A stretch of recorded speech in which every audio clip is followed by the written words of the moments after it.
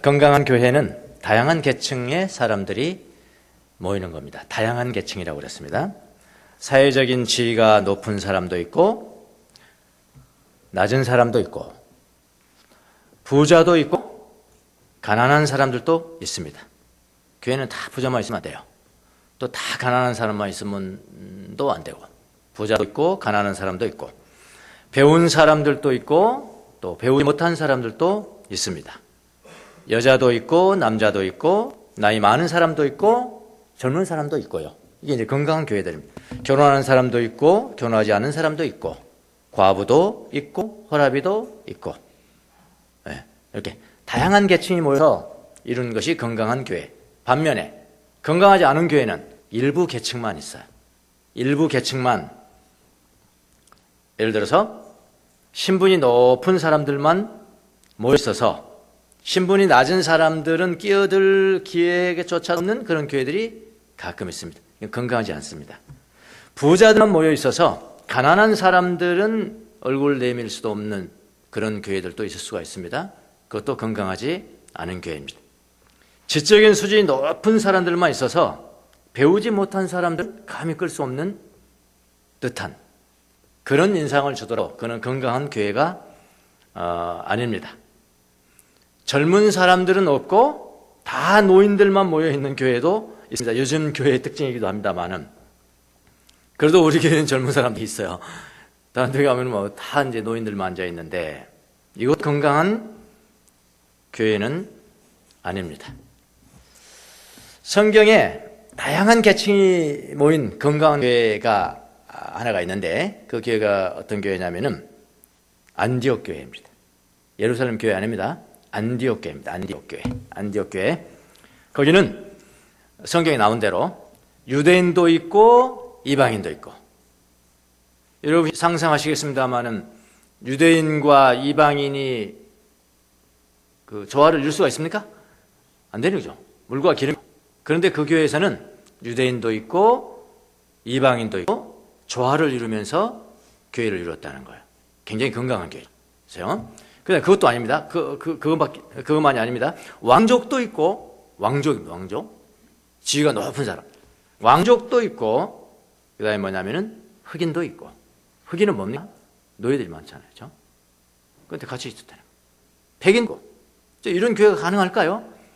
그래서 사회학자들은 기독교 신학을 전공하지 않은 그냥 사회학자들이 연구를 하는 연구의 대상이 되는 교회가 바로 이 안디옥 교회입니다. 다양한 계층들이 모여서 조화를 이루고 있는 이게 가능했을까?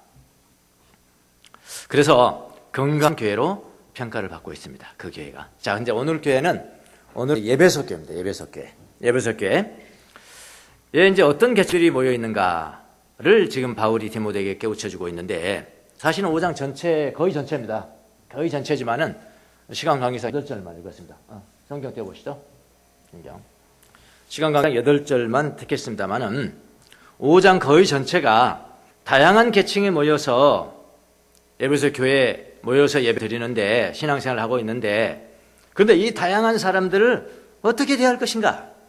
어떻게 대할까? 각각 다 달라야 되잖아요. 그렇죠? 대하는 모습이 달라야 되잖아요. 어떻게 대할 것인가에 대한 가르침이 디모데전서 5장의 말씀입니다. 물론 지도자인 디모데에게 바울이 명령을 하는 것이지만 사실 이건 모든 성도에 대한 명령이라도 보면 됩니다. 그럼 디모데만 지도자니까 다양한 계층에 그렇게 대해야 됩니까? 이렇게? 그럼 성도 그렇게 아무렇게나 대하고 지도자 디모데만 그렇게 대하라는 것이 그건 아니잖아요. 그래서 이 가르침은 디모데에게 대한 가르침이지만 성도들 모두에게 대한 가르침이라고 우리가 보면 됩니다. 그래서 오늘 본문을 통해서 교회 안에 다양한 계층들을 어떻게 대할 것인가에 대해서 잘 숙지하시고 그렇게 대하세요. 왜 이것이 중요할까요? 다양한 계층에 다 다르게 대해야 되는데 왜 이게 중요할까요? 왜 이렇게 중요하냐면은 교회의 질서와 평화. 교회의 질서와 평화를 위해서 중요합니다. 교회는 군대 아니거든요. 군대는 뭐죠? 계급사회죠. 저는 군대를 3년 늦게 들어갔습니다. 대학교 3년 마치고 갔으니까 3년 마치고 뭐 공부하다가 사법시험 공부 다져가지고 갔어. 끌려갔어. 3년 늦게 하니까 벌써 나하고 같은 나이 또래가 병장이더라고, 병장이야. 군대 간 이놈들이 나이가 3살이나 높은데 나한테 이래라 저래라 하더라고. 이 고약한 곳이 있더라고요. 적응이 안 돼, 적응이. 군대 적응이 아니라, 군대만 한다니 싫어합니다. 그래서, 적응이 돼요. 계급사회니까, 계급사회. 교회는 계급사회가 아니잖아요. 제가 목사라고, 나이가 많이 드신 분이 초신자가 왔는데, 이러시오, 저러시오. 그럼 되겠어요? 안 되잖아요. 똑같은 겁니다. 예.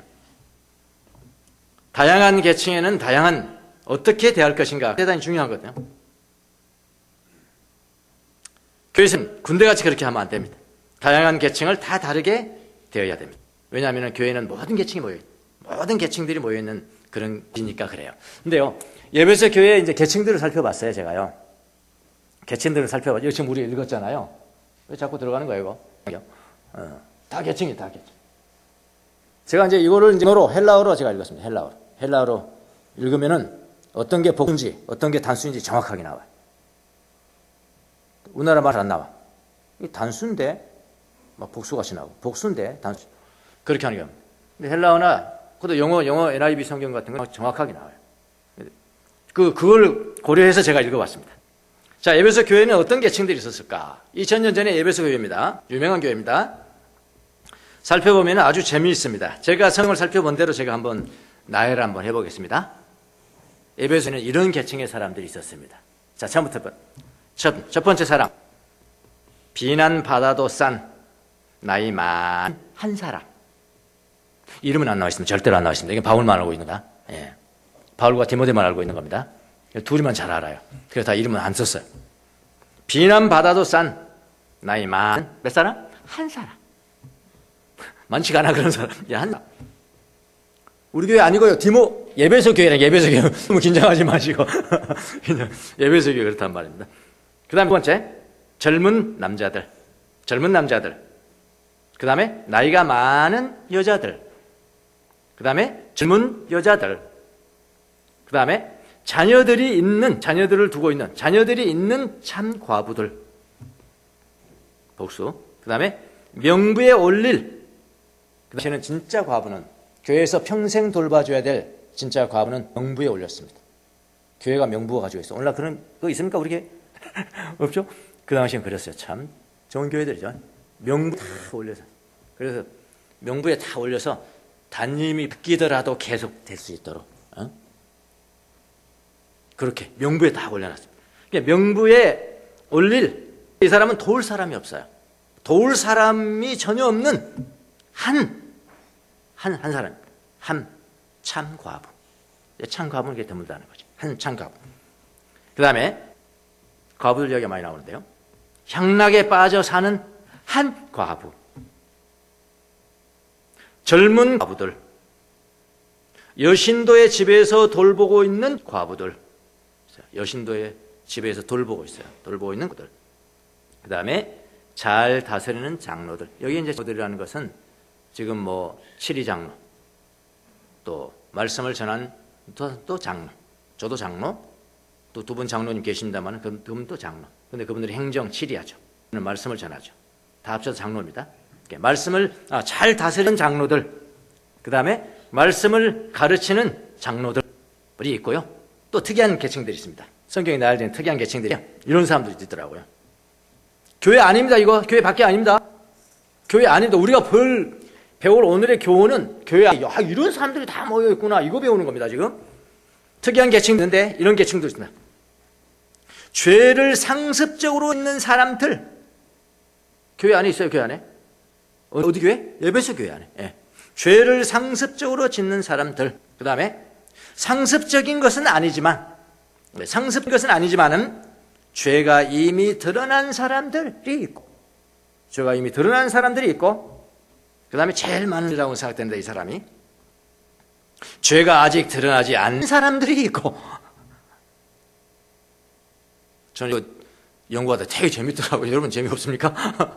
되게 재밌더라고요. 이게 또 교회구나 이게. 네, 죄가 아직 드러나지 않는 사람들이 있고, 그 다음에 착한 행실이 이미 드러난 사람들도 있고,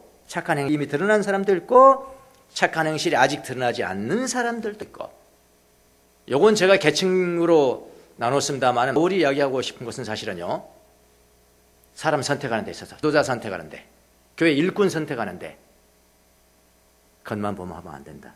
이미 착한 생이 드러나는 사람도 있는데 어떤 사람은 드러나지 않는 사람도 있다. 그런 사람 택하라는 거예요, 사실은요.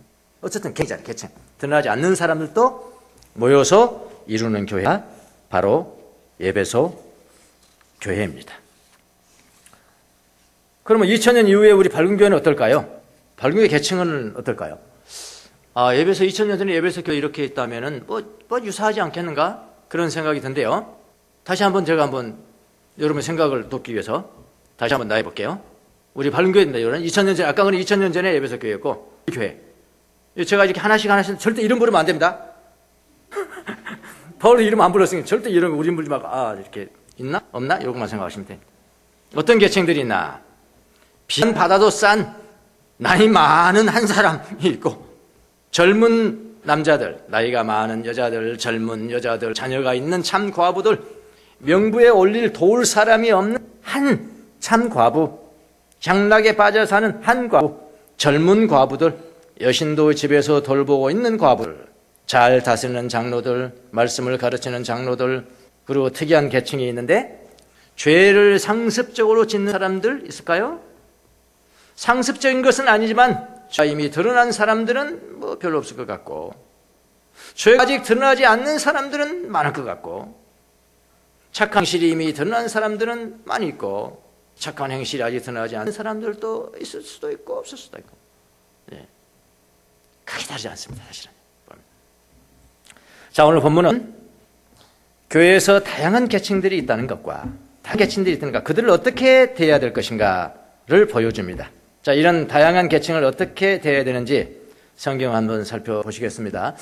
그리고 시간 될 때까지만 제가 드리고요, 나머지는 다음 주에 보도록 하겠습니다. 워낙 많으니까 계층들이요. 다음 주에 나눌 수 있는 계층도 굉장히 중요해요. 굉장히 중요하니까 다음 주에 보도록 하고, 된 데까지 보도록 하겠습니다. 자, 먼저 비난을 받아도 싼 나이 드신 한 사람을 어떻게 대해야 될 것인가? 성경 뭐라고 그러냐? 너무 비난하지 말고 너무 비난하지 말고 잘 돌봐주어라. 잘 돌봐주어라. 1절. 본문을 그대로 좀 살리자면은 너무 심하게 두들 패지 말고, 이런 이야기입니다. 두들겨 패는 교회이거든요. 너무 심하게 두들겨 패지 말고 누구를 대하듯이? 아버지를 대하듯이. 아버지를 대하듯이 권면해야 합니다. 권면, 파라 깔레오. 파라, 옆에. 칼레오, 콜. 부르다, 옆에 불러서 격려하라. 그런 뜻이거든요. 거칠게 비난하지 말고, 이런 이야기예요. 거칠게 비난하지 말고 아버지를 대하듯이 격려해야 합니다. 왜냐하면 교회 공동체는 가족이기 때문에 그렇습니다. 가족과 같은 곳이기 때문에 그렇습니다. 가정에서 아버지를 심하게 비난하지 않죠? 그래서 심하게 비난하지 말고, 그렇다고 내버려 두지도 말고 옆에 불러서 격려하라는 것입니다. 성경은 단수입니다. 비난을 받아 마땅하려는 글이 많지 않은 것 같습니다. 당신은 바울과 디모데만 아는 문제였을 것 같아요. 그래서 여러분, 교회 내에서, 공동체 내에서 나이 많이 드신 분들이 하나님을 버렸다고 해서 심하게 비난하는 것보다 교회 공동체에서 더 중요한 것은 뭐냐? 인간미예요. 인간미가 좀 있어라. 그런 이야기입니다. 옆에 불러서 격려해야 된다. 그 다음에 두 번째, 젊은 사람들, 청년들이라고 할까요? 젊은 사람들이라고 그럴까요? 젊은 사람들 또는 교회 처음 나오는 사람들, 그런 사람도 이게 포함되는 생각이 들어요. 이런 사람들 어떻게 대하냐면은 형제를 대하듯이 대해라. 형제를 대하듯이 하라고 하는데, 이것도 이렇습니다. 아주 성질이 고약한 형님이 있고 성질이 참 온유한 형님이 있잖아요. 성질이 고약한 형님은 동생을 대할 때 어떻게 합니까? 맨날 패면 됩니다. 패면 되잖아요. 성질 사나운 형님이 동생들을 대하듯이 패면 안 된다는 거예요. 그렇게 하지 마라. 성질이 온유한 형님이 동생을 대하듯이 동생을 잘 타이르고 격려해야 된다. 누구를? 젊은 사람들을 그렇게 하라는 거예요. 패면 안 된단 말이에요. 젊은 사람들, 청년들 패면 안 된단 말이에요. 우리가 이 청년들 볼 때 청년들 사고하는 것이나 청년들 행동하는 것이나 정말 우리가 마음에 안 드는 거 초성입니다. 사실은요. 투성을 어떻게 해야 되냐? 여러분 내 청년의 때를 생각하시면 돼. 우리는 더 했거든요. 제가 보면 그래요. 난 더 했거든. 저놈이 생각하는 것보다 더 했거든요. 훨씬 더 했다고요.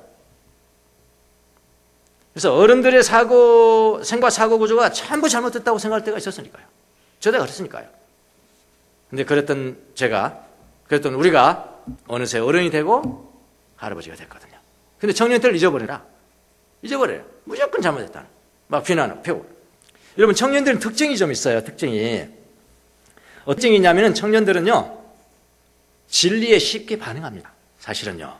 어른보다 훨씬 쉽게 반응해요. 근데 왜 쉽게 반응하지 않는 것처럼 보이느냐? 여러분과 같이 있기 때문에 그래요. 젊은이들은 여러분을 따라가는 거라고요. 어른들 그 엄청난 진리를 듣고도 엄청 가만히 있거든요. 그러니까 전부 가만히 있는 거예요. 근데 여러분, 청년들만 따라하잖아요. 우리 코스타는 청년들만 따라하잖아요. 달라져요. 문제는 달라집니다. 진리에 정말로 쉽게 반응합니다. 아무것도 차갑게 보이는 듯한 청년 보면 왜 그런지 나 때문이야. 그렇게 하시면 돼요. 네. 다 어릴 때문이에요. 진리에 쉽게 반응합니다. 찬양도 얼마나 듣게 하는지 모릅니다. 어른들하고 하면 이상하게 그게 안 돼요. 근데 청년만 따로 모아나면 너무 흥분, 방방 떠서 난리죠. 찬양도 타락해요. 또 옳은 일이면요. 이건 옳다. 이거 옳습니다. 이게 이렇게 해야 옳습니다. 어른들 말이 잘 듣습니다. 옳은 일이라면은 자기에게 손해가 된다 하더라도 그건 어른들은 그렇지 않거든요. 조금 손해되면 안 되는 거거든요. 이익을 따지지만은 청년들은 이거 옳은가 그런가 그걸 따져요. 옳은 일이라면은 손해가 돼도 한다. 이게 청년들의 특징이라요.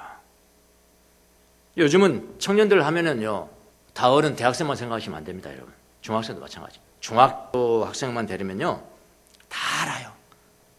여러분이 우리 자녀 중학생은 아무것도 모를 거야. 아무것도 모를 거야라고 생각하는 여러분이 더 모르시는 거예요. 다 알아요, 중학생만 되면 다 알아요, 여러분. 다 알고요. 고등학생 되면 여러분 철학자입니다, 철학자. 고등학생은 철학자예요. 대학생 되면 그건 달관에 있는 사람이에요. 그러니까 그렇게 바라보셔야 된다고요. 어리시고 하면 절대로 안 됩니다. 중요한 것은 어른들이 본을 보이는 일이에요. 청년들 가르치려면, 젊은 사람들 가르치려면 본을 보이는 그런 일입니다. 청년들 그렇게 대하라. 그다음 계속 나열을 하고 있죠. 나이 많은 여자분들에게는 어머니처럼 대하고, 나이 많은 여자분들에게는 어머니처럼 대하고, 젊은 여자는 자매를 대하듯이 그 대신 순결한 마음으로 그 대하십시오. 너무나 인간적이잖아요. 어떻게 바울이 이런 것까지 다 가르쳐가요? 그렇게 대해라. 너무나 인적이다, 교회. 교회라는 특별한 조직은 꼭 비적적이어야 됩니까? 그렇잖아요. 자기 신학적으로 좀 빼어나고 그냥 신학 공부 많이 하고 말씀 지위가 높다고 아무렇게나 되는 겁니까? 아니, 이거 너무나 인격적으로 이야기하죠. 순결한 마음으로 대하십시오. 특별히 이제 오늘 본문은 과부들에 대해서 정확하게 언급을 해요. 여러분 성경을 보시면 알겠지만 왜 저렇게 많이 하랬나? 그것은요, 그 당시 시대적인 환경 때문에 그렇습니다.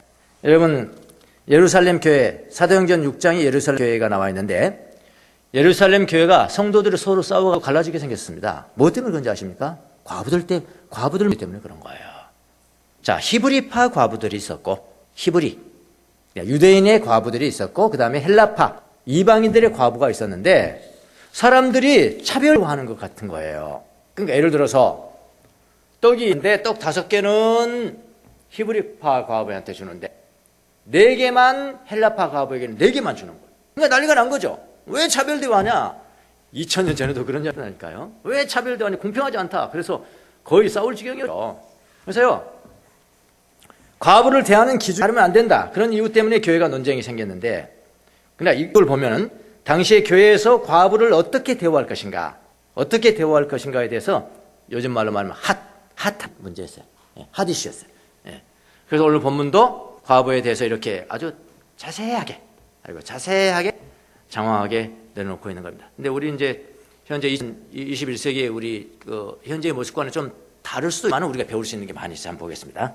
아주 기본적으로 과부들도 몇 가지 종류가 있습니다. 몇 가지 종류가 있는데, 정말 참 과부인 그 사람만 선정해서 교회가 도와라. 그렇지 않으면 다 교회에 짐을 지우지 말라. 그런 요지입니다. 요지가. 자, 그러니까 기본적으로 과부는 몇 종류의 사람들로 나눌 수가 있습니다. 예를 들어서 과부에게 자녀들이나 가족이 있으면, 자녀들이나 가족이 있으면은 그 가족으로 하여금 과부를 돌게 하여 하고, 교회에는 부담을 지우지 말라는 겁니다. 왜냐하면 자녀들이 어버이에게 보답하는 것을 배워야 된다는 거예요. 그걸 통해 배워야 된다는 겁니다. 이것이 하나님께서 자녀에게 원하시는 것이다 라는 것이고요. 첫 번째 그런 과부들이 있고요. 그 다음에 과부 중 향락에 빠져 사는 사람이 있다는데요. 향락에 빠져 사는 사람이 있는데 그들은 살았으나 죽은 사람이다. 살았으나 죽은 사람들이다.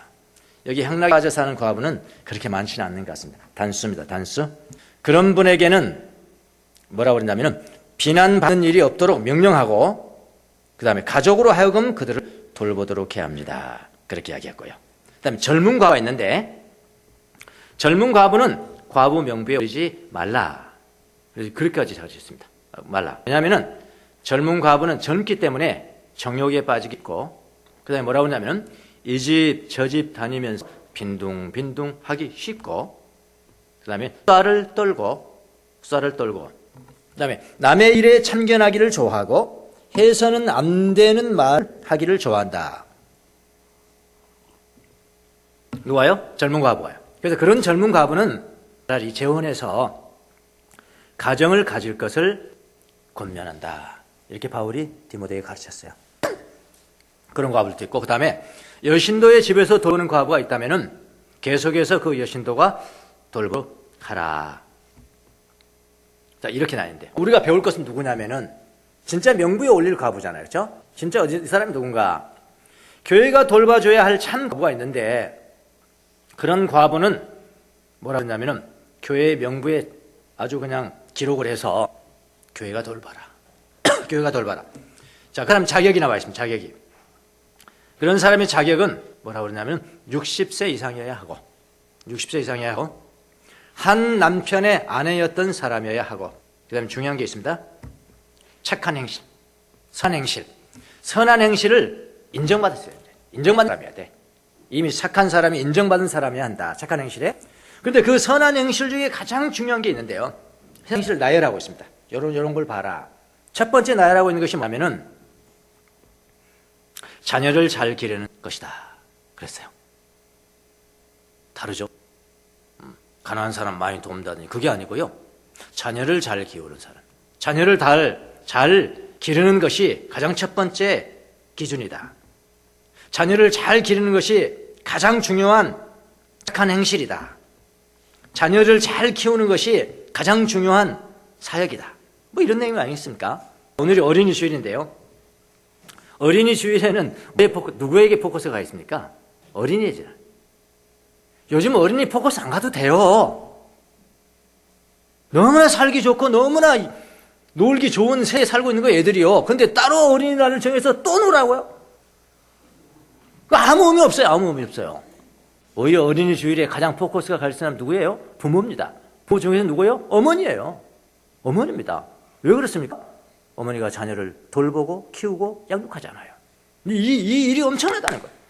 근데 우리 젊은 부모들 어린이 키우기가 막 너무 힘들고 그러니까 너무 힘들고 큐티도 못하고 영성 일기도 못 쓰고 그러니까 늘 부담을 가지고 살아가는 거예요.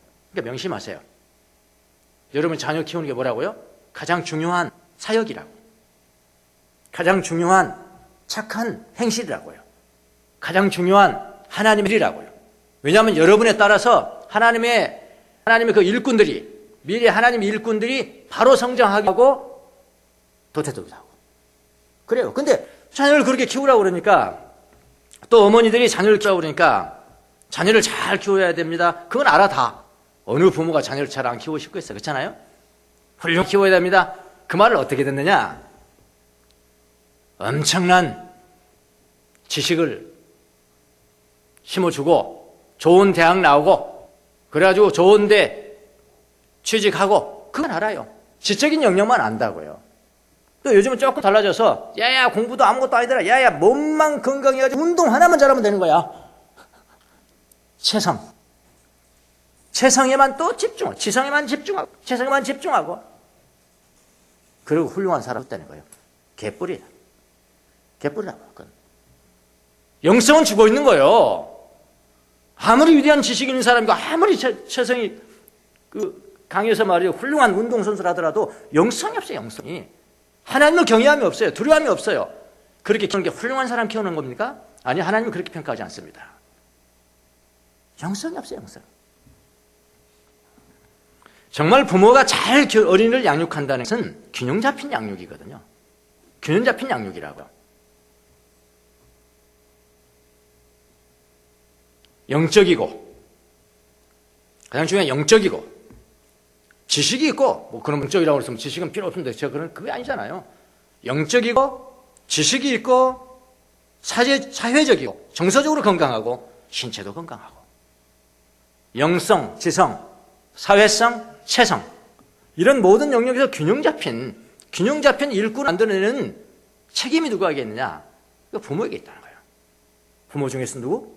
어머니. 근데 어머니가 그런 아이를 하나 키워내 보세요. 그 하나님 나라에 얼마나 강력한 그 군사겠냐고요? 여러분도 아시잖아요. 그러니까 얼마나 중요한 사역이냐고요. 그렇게 여러분 그렇게 돌보세요. 예. 어린날에 초점은 누구에게 있다고요? 어머니에게 있다. 저는 그렇게 생각합니다. 어머니가 내 자녀를 내가 키우는데 영성과 지성과 사회성과 체성이 골고루 균형 잡힌 나는 하나님의 일꾼들을 키울 거야. 교회가 자녀들을 키우는 데도 역시 마찬가지고요. 그렇게 돌보셔야 됩니다. 우리 교사들이 7명이 교사 공부를 했는데 컴패션이라고 해요. 한국 컴패션에. 거기서 첫 번째 시간이 바로 그거예요. 제가 늘 주장했던 것인데 거기는 그걸 주장하더라고요. 우리 그때 강의도 드렸잖아요. 균형 잡힌 사람. 바른 영성, 균형 잡힌 영성. 그러니까 영성과 지성과 사회성과 체성. 이거를 어릴 때부터 아주 어느 한 면이라도 약하게 만들지 않은 그런 교육을 쭉 시키더라고요. 보니까. 저는 뭐 북한에 대해서, 북한 교육에 대해서는 관심은 뭐 있었지만은 제가 뭐 어떻게 하겠어요. 뭐 통일이 언제 올 줄 알고 뭐 하겠어요. 사실은 그렇게 전혀 뭐 등한시하고 있었는데 지금 어떻게 보니까 뭐 제가 원치 않은 길을 마치 가는지 그렇게 왔어요. 지금요. 북한 애들을 품고 과장하게 우리 밝은 교회는 어떤 교회라고 한 문장으로 표현해 달래 나한테. 그래서 북한에 대해서 관계가 있어야 돼. 뭘로 표현할까? 그래서 제가 그냥 나 혼자 정했습니다. 여러분들 전에 물어보도 안 했잖아요. 제가요. 나 혼자 정했어요. 여러분한테 물어봤어야 되는데 여러분도 모르시잖아. 그래서 정한 게 북한 어린이를 품고 기도하는 교회. 이거 거짓말이죠. 사실은요. 북한 어린이들을 품고 기도하는 교회. 그래서 좀 마음이 좀 그렇더라고요. 이건 너무 과장되게 이야기했나? 이거 제가 나중에 알게 됐다니까요. 이건 내가 미안해야 되고 죄송해야 될 문제가 아니고 하나님께서 미리 아시고 우리 교회가 가지고 있을 기도 제목으로 미리 주신 것이구나. 마음이 그냥 든든해지더라고요. 그러나 여러분 자기가 원치 않는 길을 가는 것이 하나님의 일입니다. 여러분이 굉장히 원하는 일이면 여러분이 이룰 수 있어요. 사실은요. 근데 원치 않는 길을 이렇게 한 발씩 가니까 그거야. 그래서 그게 이제 균형 잡힌 교육이거든요. 이런 자녀들을 우리 밝은 교회는 잘 키워냈으면 좋겠어요. 작게는 우리 어머니들이 그런 균형 잡힌 이런 교육에 관심을 가지고 키워내시기를 바랍니다. 가장 큰 사역이고 가장 큰 훌륭한 일이다. 칭찬받는 일이다라는 겁니다. 그 다음에 다른 것보다 근데 그게 가장 먼저고요. 자녀를 잘 키우는 게 먼저고 그 다음에 나그네를 잘 대접하고 성도들을 자기 집에 모시는 거, 어려움 당한 사람을 도와주는 거, 모든 선한 일에 몸을 바친 사람 이렇게 나왔는데 우리는 제일 앞에 거 다 빼잖아요. 자녀들 키우는 게 그게 선한 일이 그렇게 생각하지 않잖아요. 근데 여기는 가장 먼저 나와 있다고요. 원인이 아주 정확해요. 자녀를 잘 키우는 거. 그게 가장 착한 일이라는 것입니다. 자, 이렇게 하고 시간이 다 돼버렸네요. 그럼 이 정도까지만 하고요.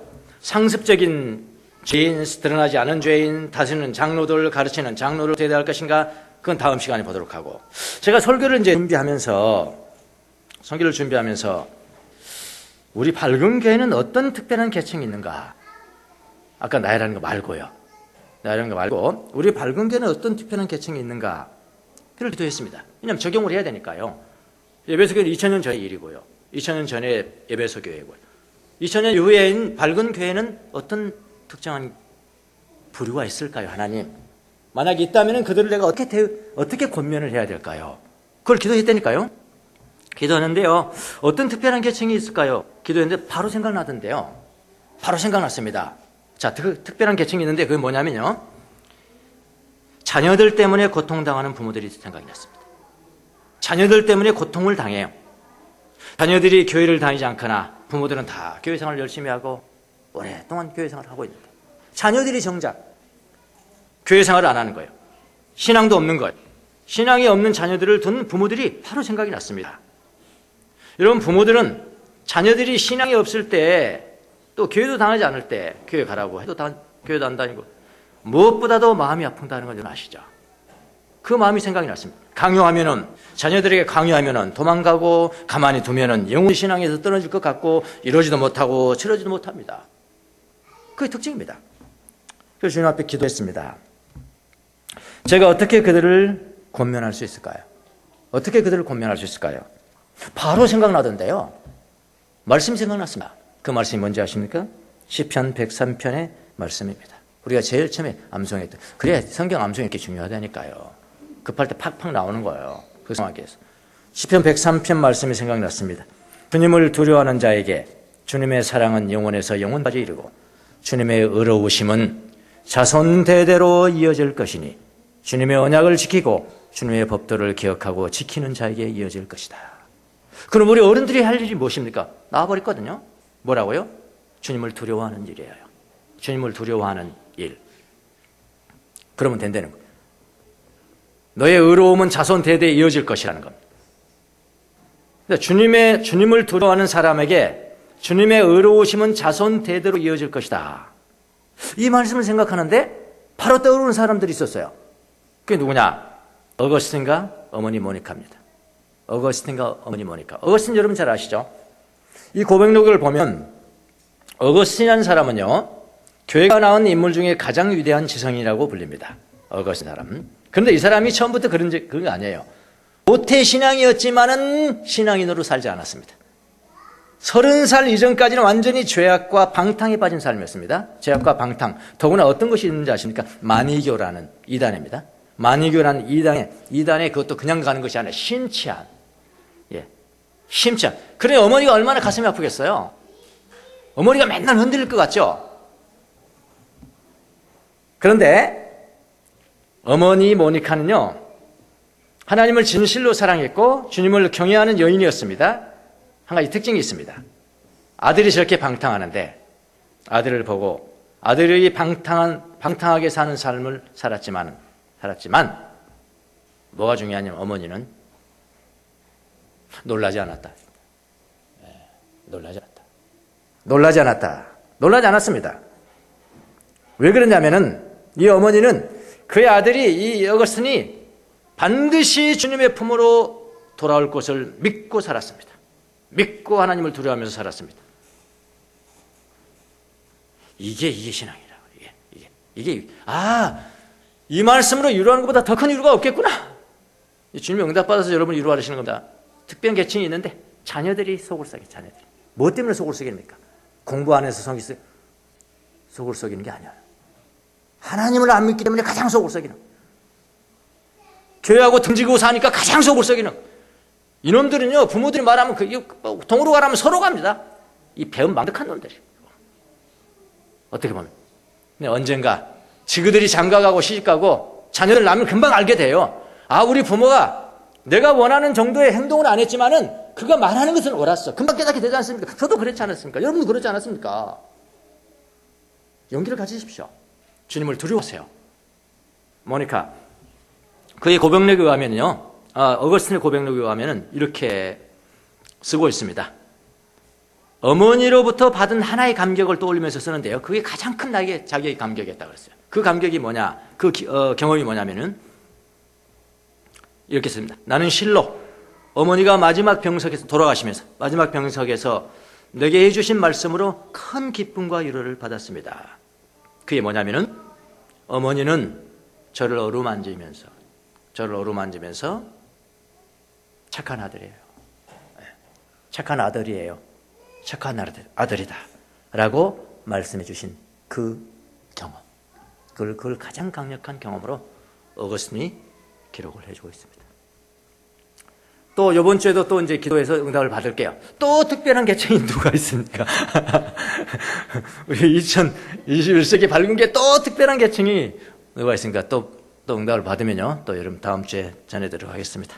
예, 여러분이 부모로서 진정으로 주님을 경외하면서 자녀를 향한 하나님의 역사를 믿는다면 주님은 우리들의 자녀들을 일으켜 주실 것이라는 것을 확실히 믿고 우뚝 서시기를 예수님의 이름으로 축원합니다. 계속 이어지겠습니다. 기도하겠습니다.